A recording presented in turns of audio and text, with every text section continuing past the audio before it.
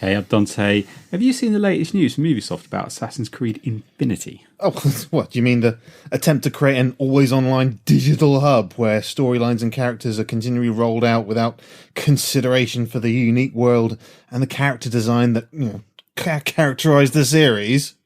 Yeah, that'll be the one. Yeah, I have not heard a single thing about it. Well, you seem oddly specific in your response if you haven't. I just choose to ignore all said news. It's if I don't agree with it, it's fake news. Right. Well, I get where you're coming from, but it got me thinking about our very own Jambags comedy gaming podcast, yeah? Oh, boy. Okay. Yeah. All right. Come on. This, boy, yes, this is a good idea, right? So, you know how each month, right, we have to write a full podcast episode. Then we spend like a whole evening recording it. Then several hours editing, then creating a YouTube vid and uploading and then promoting it and blah, blah, blah, blah, blah, all that stuff. You make it sound like we probably put more effort in than we actually do, but yeah, you mean the actual process of making but basically the bare minimum that anyone would need to do to have a semi-competent podcast, yes.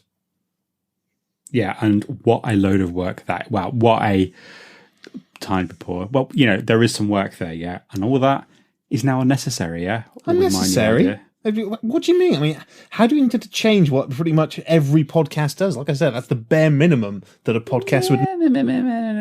No. You see, people these days, they don't want to have to download or stream a podcast of 30 minutes or 90 minutes or 60, whatever, yeah? Boom, that's out, yeah? They don't want content that's planned or has meaning or beginning, middle, and end. They don't want a finished product, yeah? Which is good because we can't be asked making a finished product. Okay, many people would suggest we rarely released a finished product, very rarely polished, but why do you think this? Because Ubisoft, those French geniuses, have told me that's the case. So instead, I unveil to you Jambags Infinity. That sounds familiar. You sure they're not going to sue? Yeah, don't worry about them. They've got enough problems on the legal front. See, rather than our regular content, we will create an online hub where our listeners can enjoy new content added sporadically and haphazardly. It will be shoddier, it will be smaller, it will make even less sense in context, but it will be their choice what to listen to. How does that even work practically? I mean, how does a listener access our content? Simples, right? We'll probably get sued for that one, actually. Simple. Yeah, they go to our online resource and choose their own path. You want to hear our gaming news hot take? You just click on that. Want to hear one of Rudy's amazing sketches? Boom, it's there for you. Never want to listen to Dante's drab and boring content again? Not a problem, just filter it out. Jambags Infinity. Okay, first off, you. Secondly, how does that benefit us? It sounds like even more work than what we do now. No, well, that's the thing, compadre. It's far less. See, what we do is we take all our old content, we spruce it up slightly, chop it into little bits and stick it all online. Then, moving forward, we just do bits and bobs here and there, upload it, and hey presto, we're producing new content. We can even have a roadmap. I mean, we'll never adhere to it or mention it again in the future, but we'll have had one. Okay, how does this benefit our listeners? They're not going to put up with that. They aren't getting all of what they want, which is presumably they want a podcast. That's why they're here. Instead, they're getting smaller, less consistent content. It's all delivered in a way that's not really all that user-friendly and requires far more effort and commitment than anyone's willing to give the format. I mean, why in the ever-loving Kokima would anyone think this is a good idea at all? I mean, who does this benefit? Well, right, we can monetize it heavily.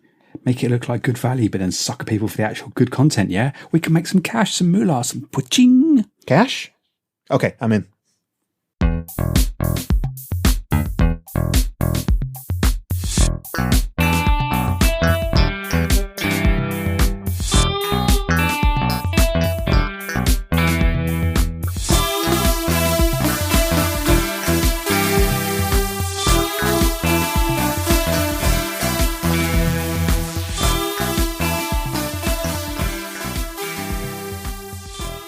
And hello, Jambaggers. Welcome to another monthly edition of the Jambags Comedy Gaming Podcast, delivered to you regularly every month by myself, Mr. Dante Rodriguez, and my co-host, Mr. Rudy Manchego.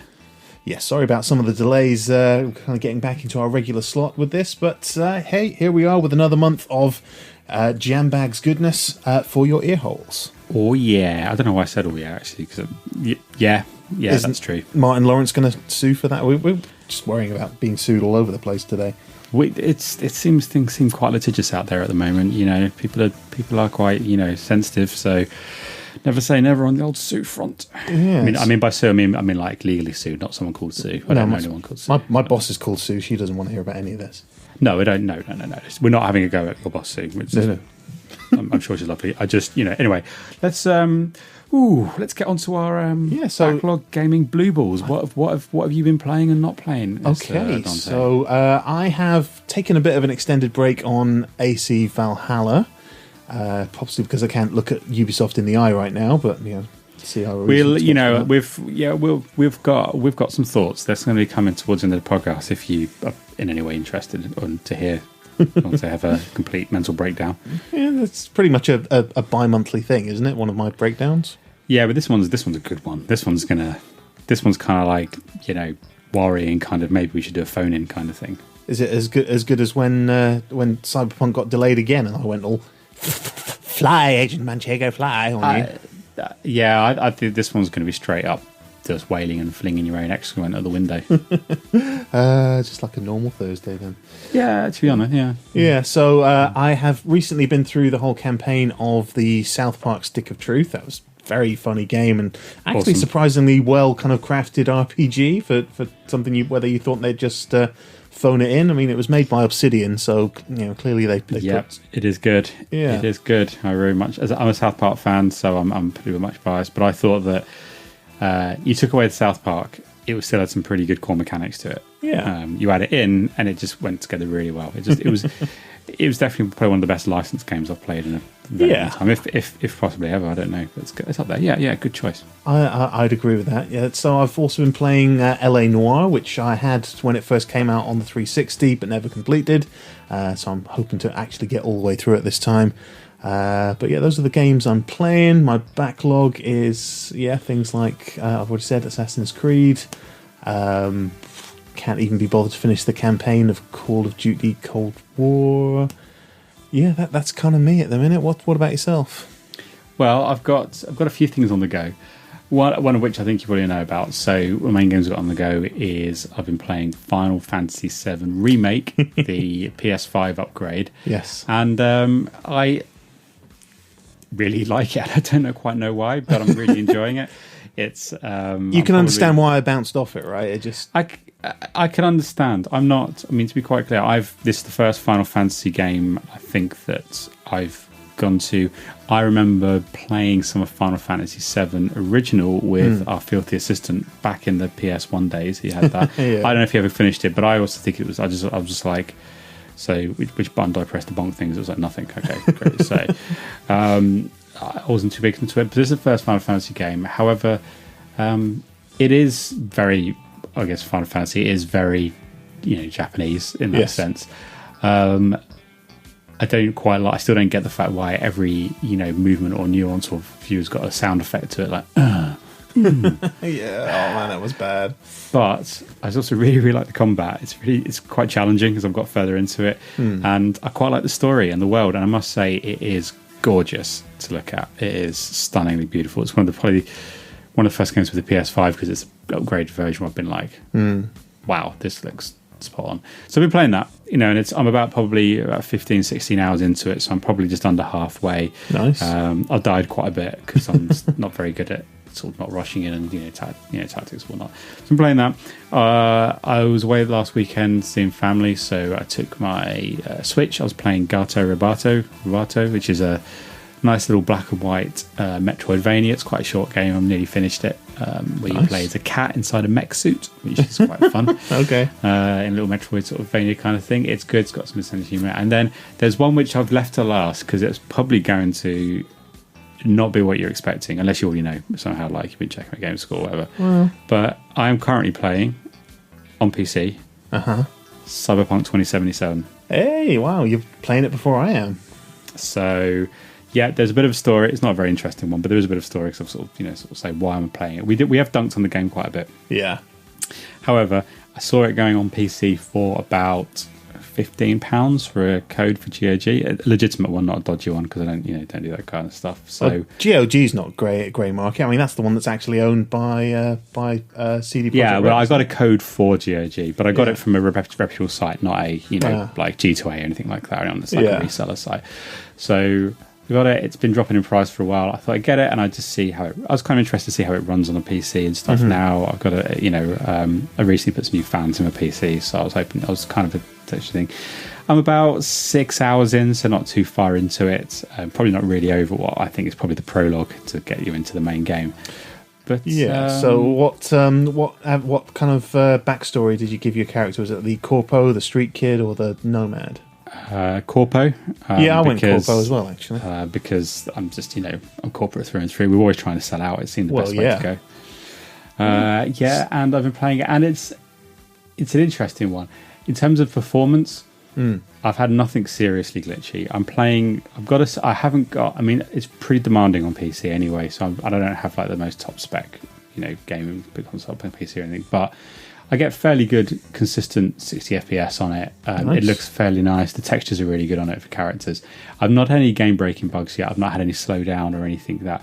But it is still janky in the sense of just walking through the streets. A car careened into a pedestrian area that wasn't my car, and someone threw 200 feet in the air. I've seen people walk through filing cabinets. I've seen people clip into textures. Random people get sort of stuck. I've seen a couple of really great visual glitches, like in a marketplace where there was a guy sat down and someone sat in him with his arms around him, but with his ass in it. Just little things like that. Now, I will say that, I've played Skyrim. I've played Bethesda games.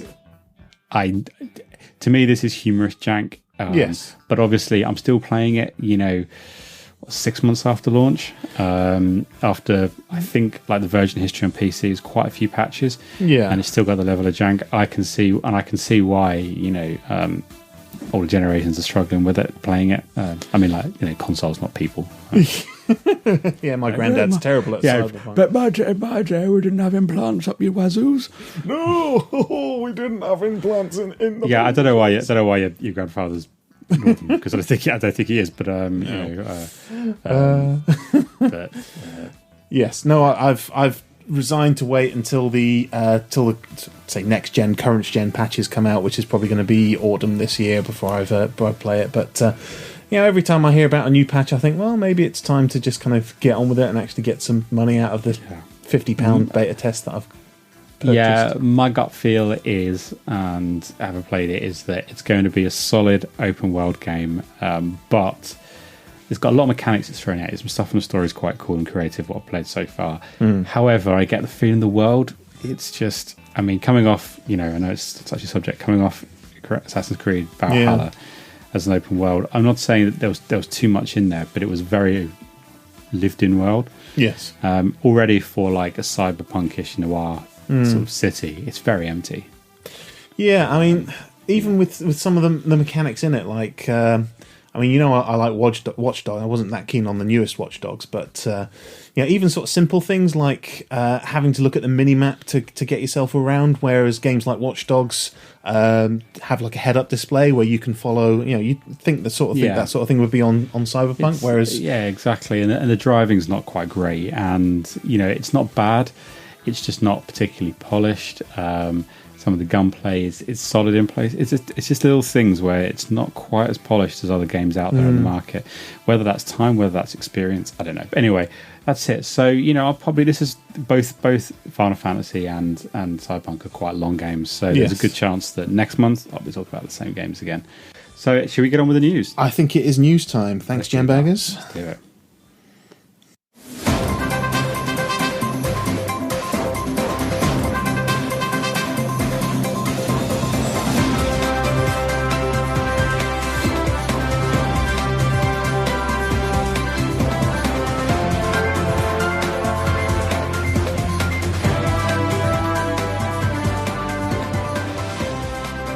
Jambaggers, it is time for From the Jambags, our monthly news segment where we round up the hottest, tastiest, choicest, smoothest, moistest. Definitely not made up news. News story. Sorry, I went off on a tangent now. So we're not going to get stuck into it. We pick some good stories. We give it to you. You decide whether they are viable news stories, and then you hopefully listen next month. Dante, what are you hitting us first? Okay, well, we've got some news stories that actually feature Jambags in this one here because we've got some updates. It's a new generation, people. It's a new time. It's an exciting time. Jambags are here with the Jambags podcast Director's Cut. That's right. Oh, wow. Same Jambags content with just a little bit more stuff from the... Do we even have a director? I think that's just what we're calling the GOTY edition these days, isn't it? The director's cut. It's this, but also it'll be POTY. Or POTY. Well, whatever it is, it's going to cost an extra 20 quid. It's going to cost an extra 20 quid if you want to listen to the Jambags podcast Director's Cut. At 30 if you want to play it on the latest iPhones or Samsung Galaxy S21s. Yeah, and I will point out when we say extra £20, I mean technically this is free. We don't make any money off this, but we'll probably put the price up the base game as well, just so you can't get. So you choose not to get so you feel like you have to get the director's one. To be quite clear as well, it's it's a next generation experience. Yeah, you listening to it with your normal ears and your normal phones is pointless. You really got to upgrade. You got to buy the latest phone. Yeah, latest phone, latest ear implants, hearing aids, that sort of stuff. Yeah. Everything. All that stuff. So What else? It is going to feature some new content. It's going to have Japanese lip syncing for whenever we talk in Chinese. You know what? I'm glad you said that because it's been a common complaint that when we speak Chinese in our podcasts, that it doesn't match up with Japanese lip sync. So this is perfect for for fans of that kind of content. Absolutely right. Shiny new Jambag logo coming at you, and a podcaster commentary where we talk over the top of us talking with anecdotes about how we made the podcast. So it's going to be a little bit difficult with two sets of voices going at the same time, but that is well, and actually not just that, but what we'll probably do is at the end of the year we'll also do a kind of roundup commentary of the best commentaries of our podcast. So you'll have obviously the podcast, then our commentary of the podcast, and then we'll do our commentary of the commentary to see what we thought about that sort of once a year as well.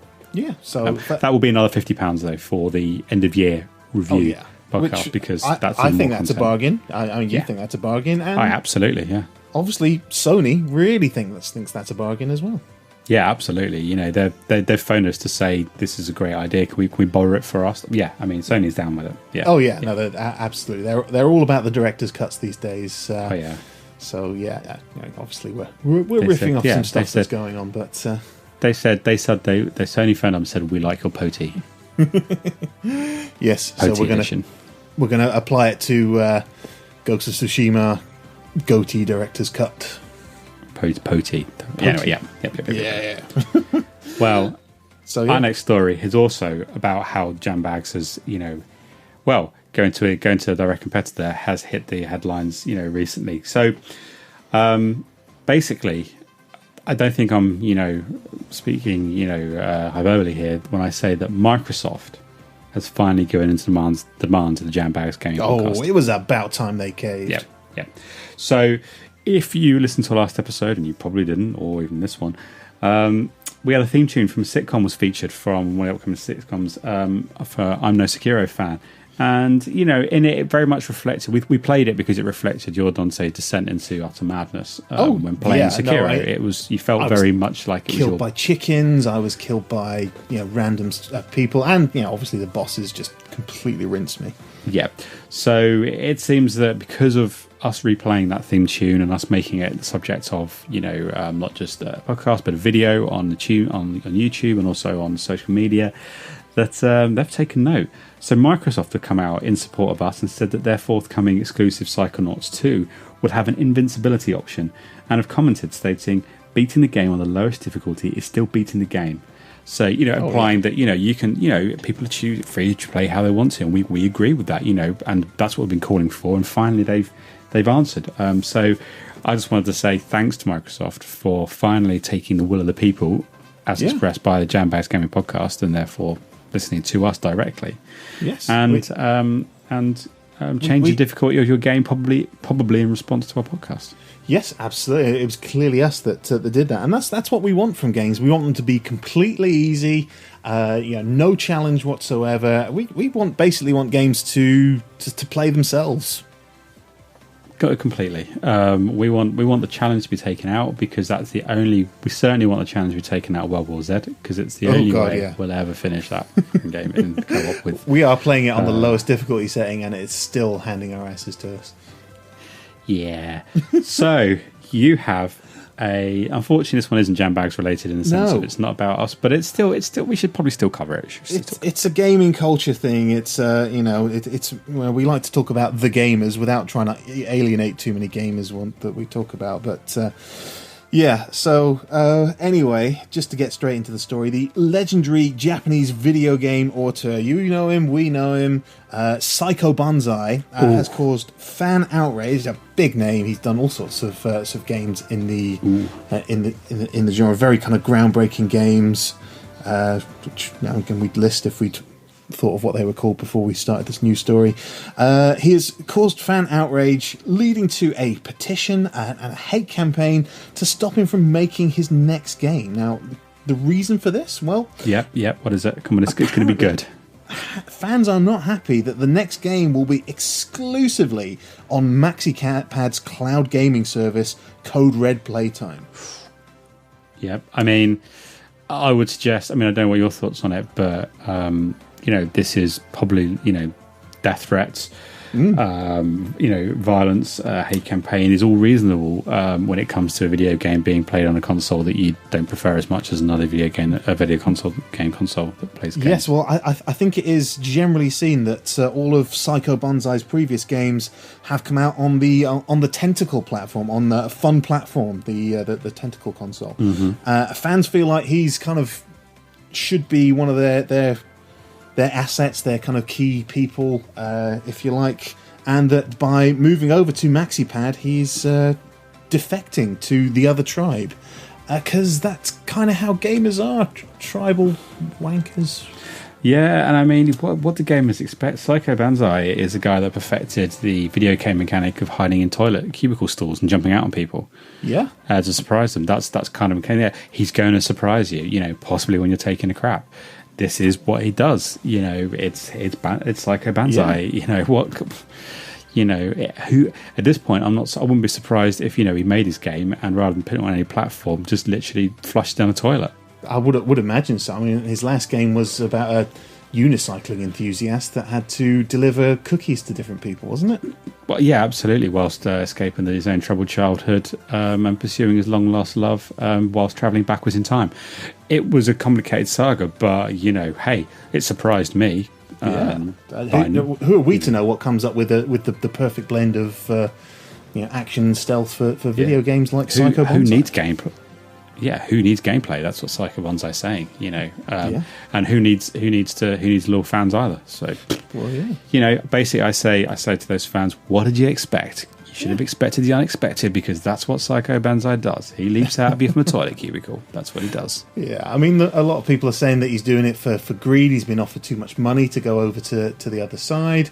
Other people are saying, well, it's because of the MaxiPad has that better cloud gaming platform in place, and he wants it to be like a cloud game, to really take advantage of cloud gaming and make it exclusive to that, and they've got the better infrastructure. But it's a capitalist world, and people go where they want to either get paid or get the technology they're looking for to make what they want to make. So fair dues. Well, from some fan fury to utter fan fury. Oh yeah. Yeah, we're talking Nintendo here, guys. Those Nintendo guys, they really know how to subvert their fans' expectations. Right, so big announcement. Well, there was an announcement made this week, not possibly what people were expecting. So, in a move that shocked the gaming world, there has been, the much hyped Switch Pro, the Nintendo Switch Pro. Mm-hmm. Now, that was rumoured. When I say rumoured, I'll come into who rumoured it, but it was rumoured to have 4K. Yeah. Yes, they've been talking about it for ages. It's about 6 months they've been talking about this, surely. Better battery life, more powerful games, 5G connectivity, power to bring back the dead, an 8K built-in screen, built-in espresso machine with those little biscuits that are in the little packets, delicious. Bluetooth, an end to world hunger, and an Ethernet port. And the new reveal by Nintendo has almost none of those things except for the Ethernet port. And this is coming despite... It does actually with the dock, doesn't it? But anyway, this is despite Nintendo never actually confirming that anything like this would be coming at all. But those slippery bastards, even so, that's typical Nintendo, isn't it? They didn't announce something, they didn't leak anything, they've given no indication of it, and guess what? They're not actually doing that. That's just Nintendo all over, isn't it? Thanks very much, Nintendo. Where's my espresso going to come from now? And I mean, and fans are absolutely just livid, They're stating, why have Nintendo not delivered something that they never said they would? They never said they would, yeah. I can understand that. Because I think there's so much, it might be a Western thing, I don't know, but there seems to be so many times where a big games company will just deny everything. They'll just say, no, nothing like that's coming. No, we're not developing that game. And then like a couple of months later, say, oh yeah, we were doing it all along. Oh, what we are, a big bunch of liars, aren't we?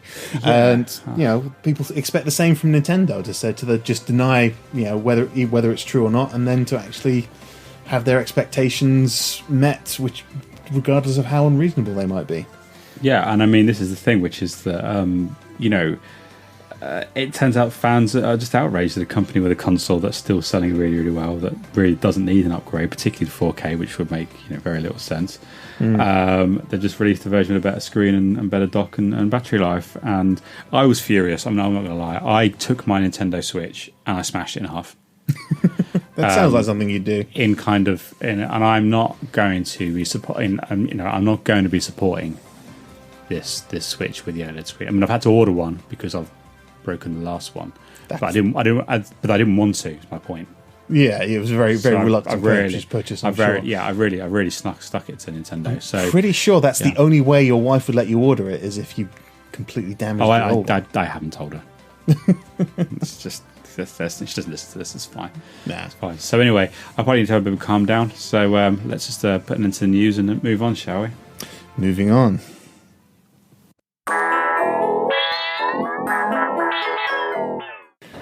Oh, Jambaggers, I have been for a fantastic day at the Chipping Sodbury video games and random vegetable market. I've got some bargains, I managed to find some PS Vita classics, and I've managed to find some very interestingly shaped turnips. I'm going to head home to...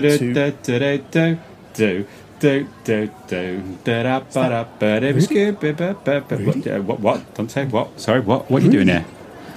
What am I doing here? What are you doing here? I mean, this is the other end of the country from where I live. Yeah, well, I've had some issues, but I'm busking. I'm busking. I'm doing video game related busking to try and put in a few more coins. Right, let's have a bit of the old Zelda.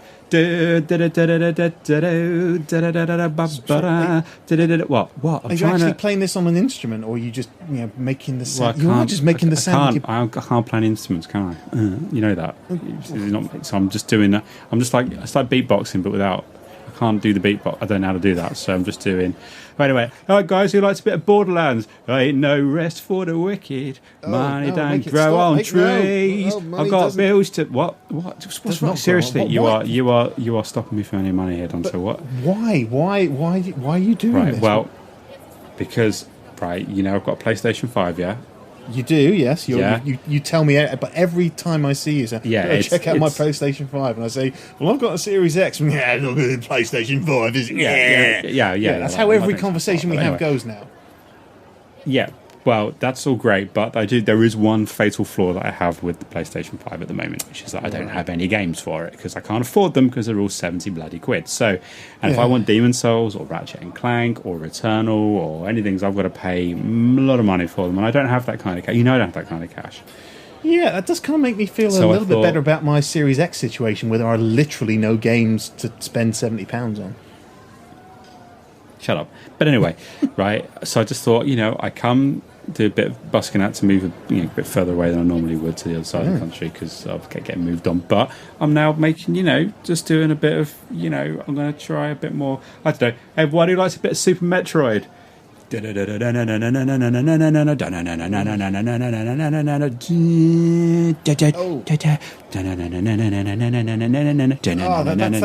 What? Seriously, what's wrong now? That's like the brown note. That's going right through me. Oh, man. I tell you, I know what you're saying. What are you saying? about my music? What's your thoughts? What are you saying I should go with? I'm saying that you should switch gears. That's just terrible. Yeah, I get it. You're thinking a bit of jazz.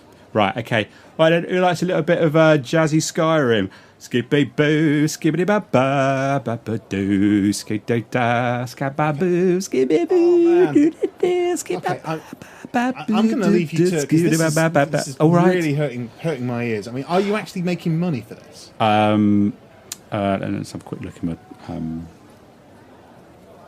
Well, someone paid me £2 to move 2 streets over, so okay. Only £68 to go till I can get Ratchet and Clank. Yeah. Okay, look, I've got. Don't worry. You are. To be honest, yeah, it's not. It's not working. Maybe not as lucrative as you might like. No, but I've got a backup plan. Okay. Right. Wait a sec. Just gonna. If you could just open that box there for me. Yep. What are all these things? Yeah, all right, get your Nintendo Switch screen wipes. £5 for £1. £5 for £1. Nintendo Switch. Oh, madam, you look like you got a Nintendo. No, all right, never mind. Okay. Yeah. So Nintendo Switch screen wipes. All right. How about battery packs for Series X? Battery packs for Series X guaranteed to explode after use. What? Yeah. To be honest, I made them myself, but it's expensive.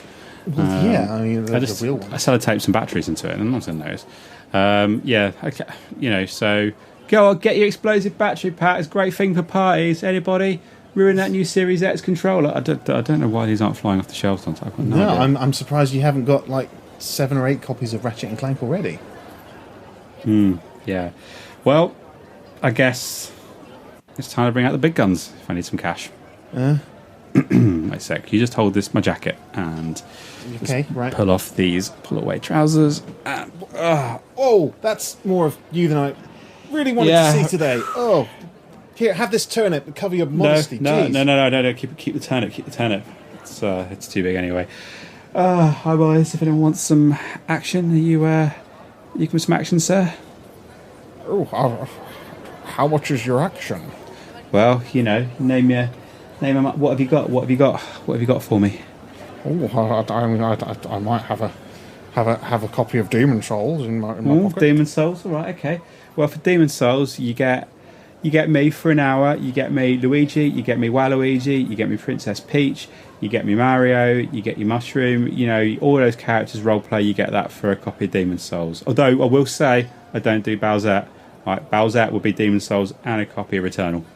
Oh, Bowsette is my favourite. But well, tends to leave marks. That does. So if you want a bit of the Bowsette, you got to stump up, haven't you? Oh, yeah. Well, it's a worthwhile purchase, I'm sure. Right. Well, so 1 copy of Demon Souls. So what would it take for you to do some Geralt of Rivia? Geralt of Rivia, you fucking pervert! Get out of here. You've got to treat him keen, Dante. It's not easy. Ooh, yeah. Okay. Anyway, mate, could you just leave us alone for a bit? I've still got a few more. I quite fancy Resident Evil Village as well. So anyway, ta-ta. Okay, I'm just going to insert this turnip in you and leave.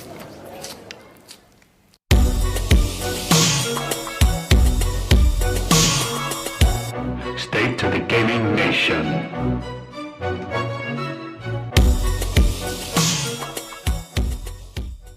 And welcome, Jambaggers, to our semi-regular section of State of the Gaming Nation. Mm-hmm. Now, this is where we look to tackle issues that relate to kind of gaming community as a whole, things that affect sort of the broad range of gaming, what gaming is like at the moment in the modern era, and whether it's kind of gotten better, whether it's gotten worse, what's kind of changed about gaming over the years. And this is probably one of the biggest things since I'd say the 360 era that has kind of been the sort of the biggest change in gaming. You didn't really have it in sort of the PS2, Xbox original era, but as soon as the sort of PS3 and the Xbox 360 started coming in, you started to see this as a gameplay mechanic, and it's pretty much accepted in all games now, isn't it, Rudy?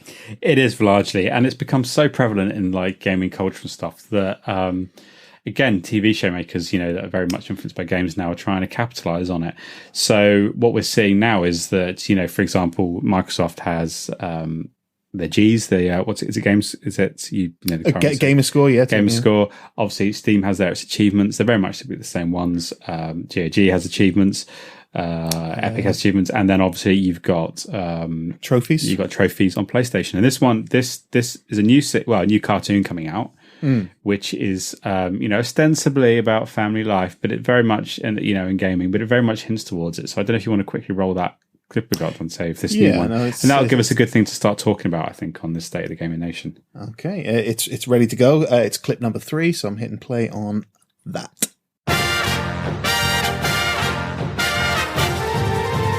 Yabba dabba doo! Trophies, get your trophies. Proper gamers like to win trophies. 4x, Xbox achievements. Gamer scores the pointless thing I need. Let's chase lots of foxes through the trees, or get feathers in Assassin's Creed. When you're getting trophies, you'll do some dumb stuff, some rubbish fetch quests, until you're bored of games. Okay, so, apparently this is, like you said, it's a family-based animated sitcom. It's sort of in a different time period to what we're used to. It's kind of a couple of generations of gaming ago.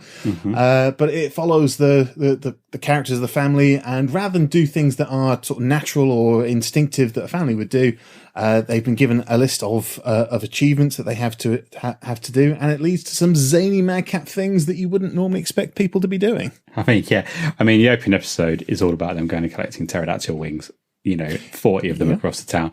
It's hilarious. But it just goes to show how prevalent they are in modern culture now. But I suppose, what's the question you're asking here, Dante? Can you sum up for us in one? Now we've seen that. Now we know that it's becoming so big that they're making a TV show based around it. It would say is, do achievements in video games, do they ruin video games? Do they make them less enjoyable, or do they add to the experience? I'm going to ask you a question. Do you care at all about achievements? A little bit, yeah. I mean, not as much as you. You're well. I don't know that many other gamers because I'm such an antisocial dickhead. But you are someone who I know likes to get the platinums, likes to get all the trophies on the games, on most of the games that you play, and I just don't have the patience for it as much as you do. Yeah, I would suggest that everyone knows that I'm a Sony pony. I only really worry about it I only really get involved with, PlayStation games. Yeah. So I don't tend to chase them on other platforms. If I play them on a platform, you don't do it on the Switch. Does the Switch do that? Switch does not have any achievements. It's Nintendo again. Nintendo don't what? Nintendo. Sony do. Like that. Nintendo. Yeah. Anyway. So they don't. There are certain achievements that I will go for. Like I got all the way through Dishonored 2 without killing anyone, and I was thinking of going back through Dishonored 1 and getting a similar thing. I think I also managed to get the Ghost achievement in Dishonored 2 as well, where nobody spotted me. It's not because I'm particularly good at stealth games. I'm actually rubbish at stealth games. It's just meant that I was very meticulous in kind of putting down save games and retreating behind them every time I got noticed by someone. Yeah, and it's a weird one. It does affect how you play the game. Here's something that happened to us. I think we probably mentioned it on a very early podcast, but I think it was the first or second EGX. I think we were at the Sony area, and we were they were taking a photograph of us. I think it was one of the things. Yes. And someone came up, basically wanted to go ahead of us and asked them and just said, pointing at me, but I've got more platinum trophies than he has. I bet trophies he being when you 100% a game.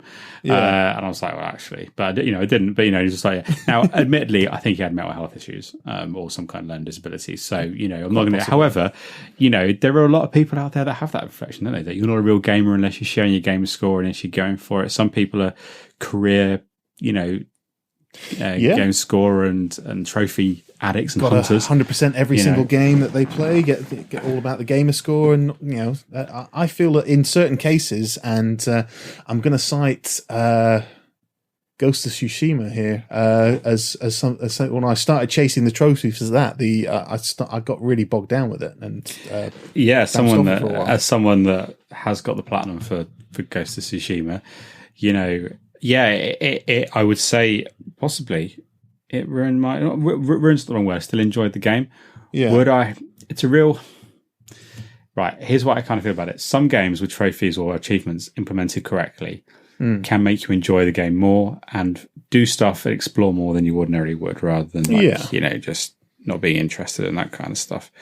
So I think a really good example for me was Horizon Zero Dawn. Yeah. Yes. I've gone for it. Now, it's not a particularly tough, 100% to get in the sense of, but you have to do, there's some collecting stuff of it, which is it, but it makes you explore every area of the map, which is good.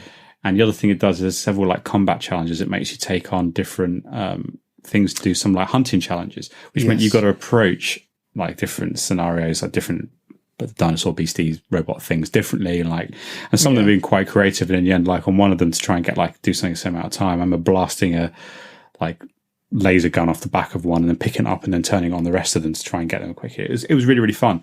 I played more, but then Ghost of Tsushima, again, it made me explore the beautiful world rather than just going, right, story mission. But at the same time, you're right, it did bog things down when you start to try and do everything. There was so much in it to try and collect and go to. And that is even in one of the kind of the more a Ubisoft game, if you want to try. Yeah, I mean, I've never attempted a Ubisoft Platinum because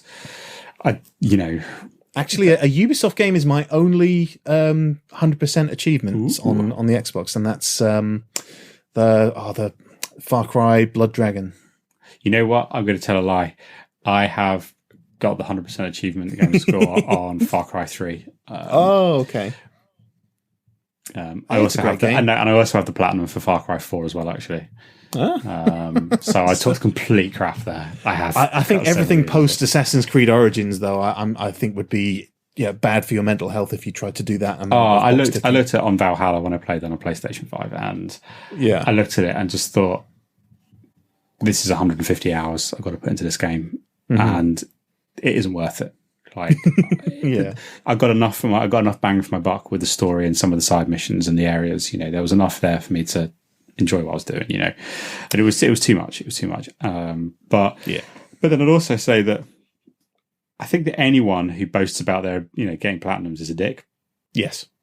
Ultimately, with the exception of some platinum trophies that are incredibly difficult, most of them are just about spending time. Yeah, and replaying and stuff like that, and wasting your time a bit. And if you want to do it and you love a game and you enjoy it, go for it. I don't really care, but don't boast to me about it. Yeah, I mean, I'm looking back at games from the PS2 era. I mean, one that sticks out for me that maybe I wish they had some sort of trophies and achievements for doing more exploration would be something like Grand Theft Auto San Andreas. Yeah, I mean, I know you've got like hidden objects and all that sort of thing, and you can pursue those. If you want to, but I feel like, unlike a lot of GTA players, I really just stuck to the story missions and only really went to the places where you needed to go for the story. There's probably parts of that map I didn't end up really ever going. Exactly. I think that and I can see why these big, huge open worlds sort of do it. I think Ghost of Tsushima did it a bit too much. Horizon Zero Dawn was my kind of sweet spot, but there's some games as well that I'll never tackle. Like, I really enjoyed The Last of Us. I would have to play that game multiple times on incredibly tough difficulties. Yes, and try and play the multiplayer, which is dead. I'm never going to do that. I'm never going to do it. So, but does that ruin the game for me that I'm probably not going to get the achievement? No, the decision to make an achievement is based upon how much effort was going to put me into it to get there. Are the trophies fun? Do I really love the game? I would suggest one platinum, which is difficulty based, and that's you got to bring this one up again. I'm going to bring Bloodborne up. However, I would suggest that you don't have to chase like the trophy. That makes you play a lot of optional content to get it, and procedurally generated content. And I know a lot of people found that really, really boring, and it was really difficult. But it was one of those things that I played the base game. I came back to a year later and said, I'm going to do this. I'm going to 100% it, and then I did it, and God, it took a long time. Possibly it was in the middle of first lockdown when I went for the Yeah. Did it make you hate the game? Did it spoil the game for you? It did not spoil the game for me. However, I felt that there were certain bits in it that to get the platinum trophy that were designed to for like that kind of gamer mentality of like get good, scrub. There was one particular boss in it. Which anyone's played Watchdog of the Old Lords on one of the chalice dungeons. It's a boss. You go into it. You're in a certain defiled sort of dungeon, which takes your health down to I think halfway, and 3 hits will kill you. Oh. And I must have put 4 or 5 hours into that boss. And at that point I was like, what am I doing with my life? But I'd invested so much time into it. It was a challenge to overcome. Yeah. Do I regret it? No. But again, I think trophies, achievements, whatever, if you get value from them and you get value for your money out of them, then go for it. But they are no basis of comparison in terms of whether, it doesn't matter. It doesn't matter if you're a crap gamer anyway. We're crap. We've just described how crap we are. Well, we will never get the platinum for World War Z. Oh God, no. I do feel fairly proud of my sort of Ghost and Clean Hands achievements in the Dishonored games, but then I kind of think, well, if those achievements hadn't been there, like for example with the spin-off one, the Death of the Outsider, I might well have played differently. I mean, particularly when there's a morality system involved as well, and you get a different ending depending on kind of what choices you take on that as well. That's the other thing, is that I don't like any game where you get rewarded. You have to play, my multiplayer is and play the way you don't want to win it. And then there's some games which you look at it like Hollow Knight. I thought I'll go for the platinum on this because I love this game so much. Then I realised that to get the platinum on PlayStation, and it's not the same as what's on Steam, if I want to point it out, but on platinum, you have to do 110%, which means you have to do there's a mode that you can unlock with a boss rush, where you encounter more difficult versions of all the bosses that you play consecutively. So that's about 20 bosses. There's some pauses, but you have to go for a run of like 4 or 5 plus bosses in a go, one after another, without dying, keeping your health. You don't regenerate health or anything. Yeah. I would not. I'm not that skilled. I wouldn't do it. I couldn't do it. But I love that game. And I've played it twice. So. Yeah. No, the point was made in a video we both watched about how, particularly with Dishonored, I mean, there's so many great superpowers that your characters have if you take the more lethal route, and if you go the non-lethal route, you just don't see any of that. It's like parts of the game you just don't ever see unless you play it through again on a New Game Plus. Or something. And I think the best trophies are the ones that encourage experimentation but don't force you. Like a lot of ones. Like I think I've got the platinum for Wolfenstein. The New Order. Good and game. One of those trophies is to get a certain amount of kills with different weapons. But it's not it doesn't exorbitant amount. You have to play the whole game. You can play it how you want to. It's just, at some point you're like, you know what? I need to try using this weapon a bit more or power this weapon up. And that's fine, because it means you don't just go, because I'm very much here's my trusty gun. I like this one. Yes. I'm not going to touch anything else. I think that's why I maybe didn't get as many trophies as I might with Ghost of Tsushima. I mean, once I kind of figured out a decent sword fighting tactic, I tended to stick with it. Whereas I think the some of the trophies were there to encourage you to mix that up a little bit, or and you can do them both. You can do them both in one playthrough on Ghost of Tsushima, but you do have to try stealthing. There's a certain amount of stealth kills. There's a certain amount of using this ability and this ability you have to do. Which, if your preferred fighting stance is to just go in there and twat everyone with a sword on the head, it doesn't make any sense. So. I'm going to answer this one there. If you think they matter, you're a dick. But do they ruin games? My opinion, no, they don't. They can enhance them if you're into that kind of thing. And if you're not, don't worry about it. No, I feel like it's one of those things that probably shouldn't be the be all and end all, and it sort of reaffirms my my tactic of not really going for the platinum too many times, because I probably wouldn't enjoy it if I did everything to the nth degree. But it's nice to get a little achievement and to know that this little bit of extra exploration or experimentation or this slightly different fighting tactic is something they thought you should do, and get a little bit of a score for it. But if there are any gamer bros out there, 33 platinums, boom. 245 golds, boom. Dick. Balls.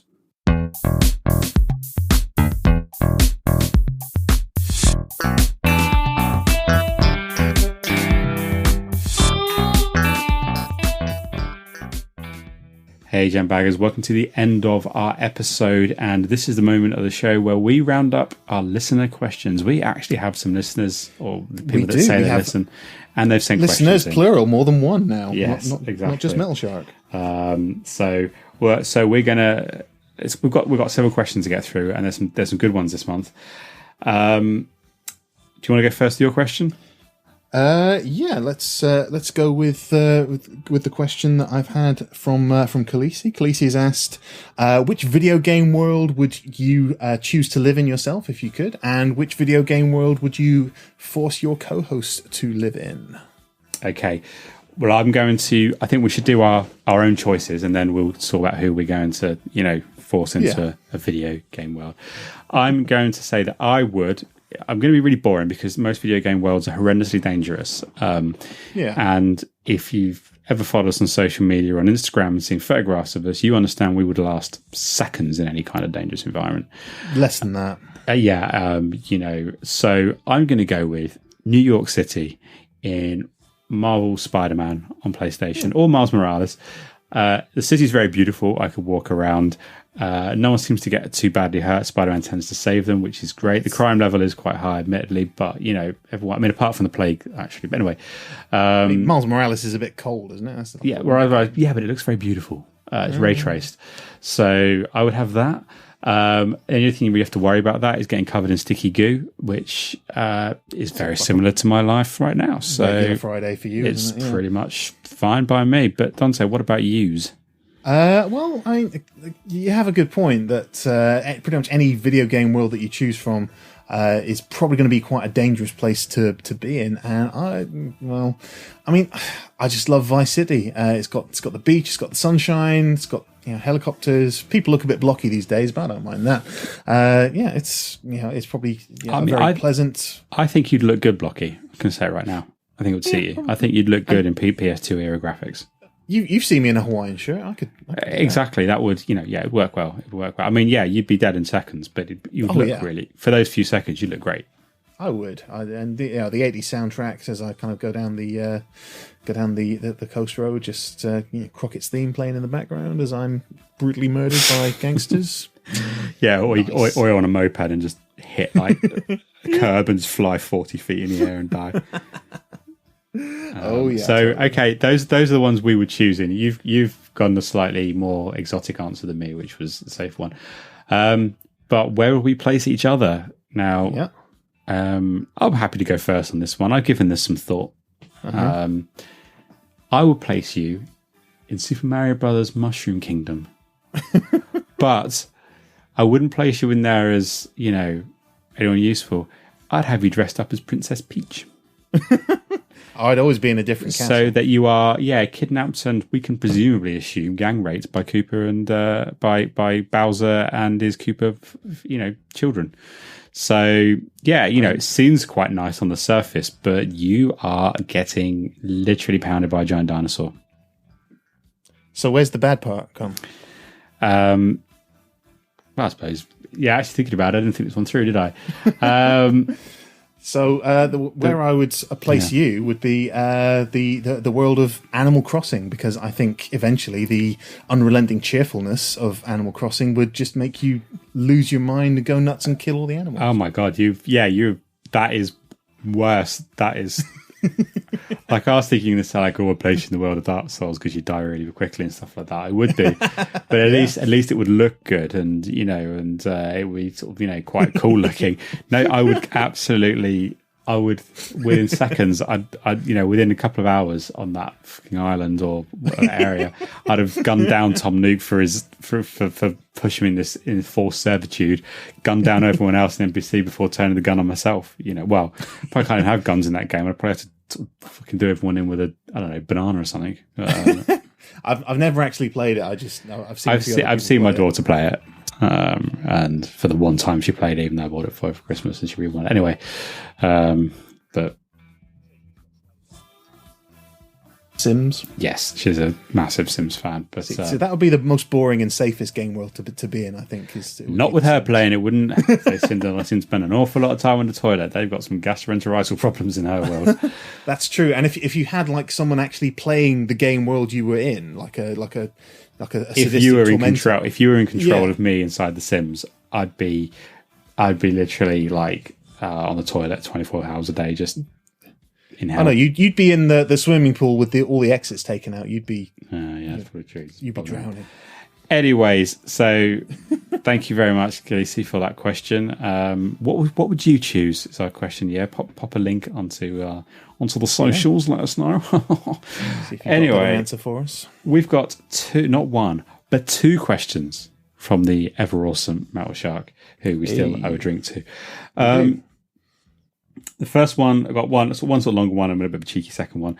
First one is, and it's sorry for people that haven't seen on social media, but Matt Sharp posted a picture, but he posted a picture of Coronation Street DVD game that was priced at about $6.99, I believe. Maybe rounded up to a full $7. I think it was a full $7. Sorry, okay, and I apologise. I've already blown this question. But you asked, which one of you can pitch the best fun and iconic sitcom-based game aimed squarely at the competitive £7 tier of games? And yeah, obviously with Coronation Street being the example there, we're going with sitcom or soap opera or something in that realm. Yeah, absolutely. We're not talking, we're not going Sopranos or something like that. It's got to be something that is on mainstream TV at a reasonable hour. Channel 5. Not that reasonable.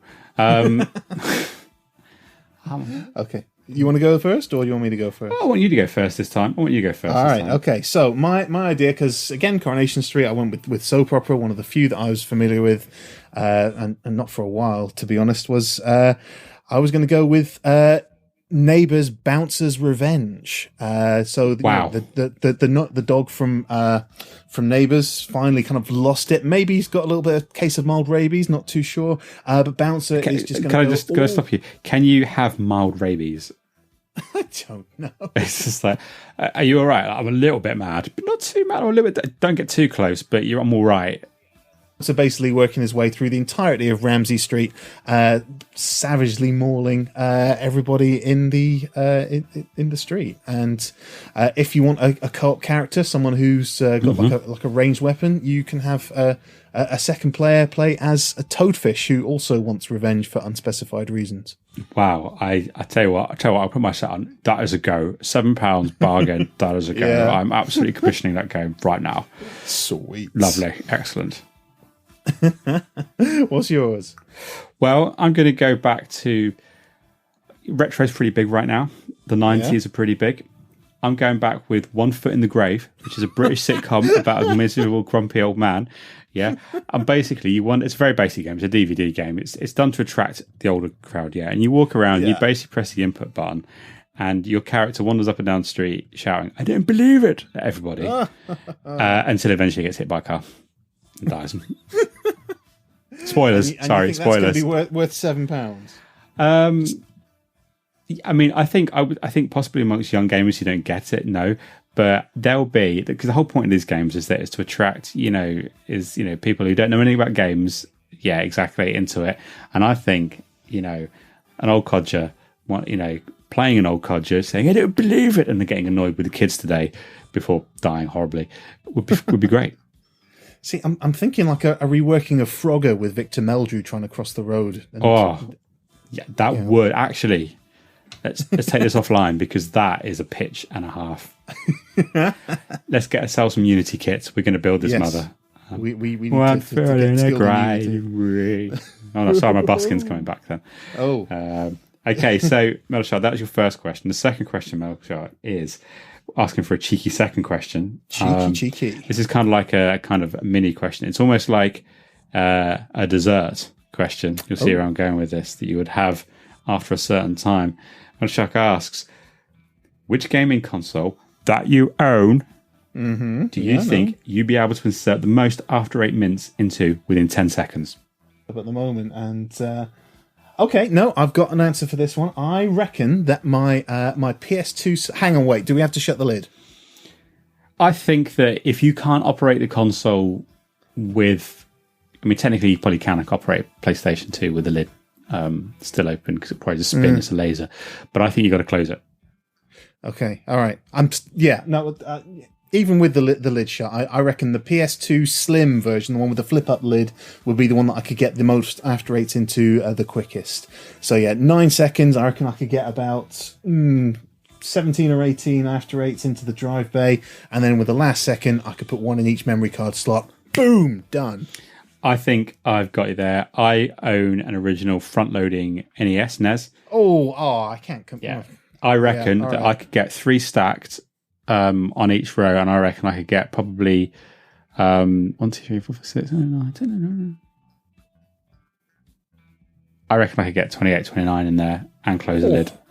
I wouldn't like to bet against that, to be honest. That seems the cartridges are big, easily 3 deep in terms of with the cartridge slot size, and then it goes back quite a long way.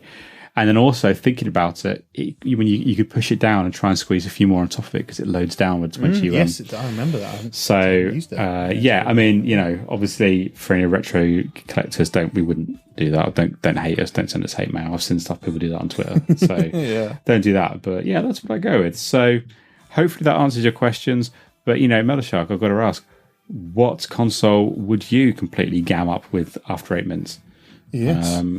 Anyway, can you imagine the mintiness that would waft through your room when you turn the fan on? I do love after 8s, and sometimes I don't want to. I'm going to be honest with you. I'm a bit of a rebel. Sometimes I have them about 7:30. Heathen. I've had one once at 6:10. Whoa, whoa! No, that would be the breakdown of civilization. We can't go that far. No, all right, we have one final question that I feel is possibly directed at you, but I'm going to probably take a stab at answering it first, and then I'll come to you. This is from regular listener and awesome Dungeons and Dragons character Enzo, and he asks, how do you feel about Assassin's Creed Infinity? Now, I'm going to jump in first and just give you my take, and then I'll come to you, Dante, because, I know you're a fan of the Assassin's Creed series. I think you've played almost every entry in the franchise. Now, just what I would say is that I personally, as someone that is a sporadic Assassin's Creed game, I've played Valhalla, I've played Odyssey, played a bit of Origins, so I played the recent trilogy, played Assassin's Creed 2, the original Assassin's Creed, played a few of the other ones. Just let me. So I get that now the games have got so large, they are taking a lot of time to invest in. Odyssey and Valhalla were massive games with huge stories and casts and budgets and a time frame to turn it around. And I get the idea of Assassin's Creed Infinity, which is having like a hub from which you could play different story arcs and stuff for different time periods, would mean that they could, deliver that work to you. But you've got to ask, at what cost? Is it getting rid of the originality? No, if you'd stick that live service up your ass and just bury it with balls on deep inside your sphincter and just take it and shove it somewhere in the fire so it can never be found unless identified by dental records. You bastard Ubisoft. No, it's a single player game. It should be a single player game. It's not a live service. They've taken the Division and all that. So Jambaggers, game that I love because you will not have Jambaggers, welcome. Thank you very much for listening to this current episode. There is a slight breakdown going on. If you'd like to, a character like Cassandra again, if you'd like to listen to further podcasts, you can find us on. You can find us on Apple Podcasts, you can find us on Spotify, and you can also find us on all good RSS apps. I'd say, have you come down enough to go through the socials? Twitter, Jambags_UK. Instagram, Jambags_UK. My Twitter, at Dante RDRGSJB. YouTube. Leave me alone. Wow, that was a great outro. Are you got the catchphrase ready? I have, and I'm going to go right over to Montreal. I'm going to kick Yves Guillemot square in the Jambags. See you next time, Jambaggers.